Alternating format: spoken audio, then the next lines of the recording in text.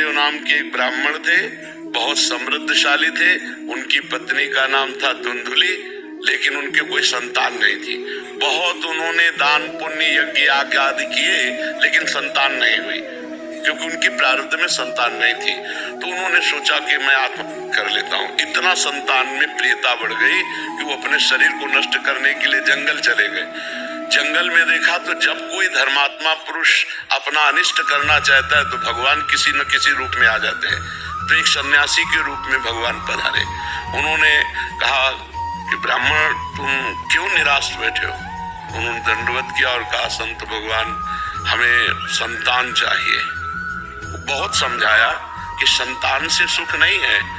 संतान एक स्वाभाविक अगर प्रारब्धवशात होती है तो अच्छा, लेकिन मैं तुम्हारे भाग्य में देख रहा हूँ 7 जन्म तक संतान का योग नहीं है, इसलिए तुम हठ मत करो। उनका संतान या नहीं तो मृत्यु हम ठान कर आए।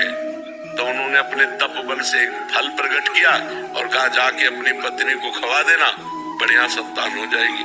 तो देखो, भाग्य में नहीं था ना, तो उनकी पत्नी को जो दिया उन्होंने जाके अपनी तो उस पत्नी ने सोचा कि यार पेट बढ़ जाएगा, कौन ने 9 महीना भोजन भी सही नहीं हो पाएगा और बड़ी समस्या है। तो उनकी बहन आई हुई थी, तो बहन से कहा कि पति ने दिया है कि फल खा लो तो संतान हो जाए। तो उनका गर्भ हमारे है, अभी इसी महीने में गर्भ हुआ है, तो तुम ये फल गाय को खवा दो और जो संतान होगी मैं तुम्हें दूंगी। तुम गर्भ का नाटक करो और तुम हमारे पति को कुछ धन दे देना, तो हम ये कह देंगे हमारी संतान मर गई और ऐसा हो गया।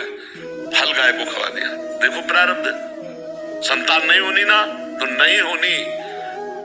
अब 9 महीने के बाद वो गर्भ का नाटक करती रही 9 महीने तक, और जब उसके संतान हुई तो रातों रात मंगा लिया और बस आत्मदेव के संतान हुई। बड़ा आनंद मंगल।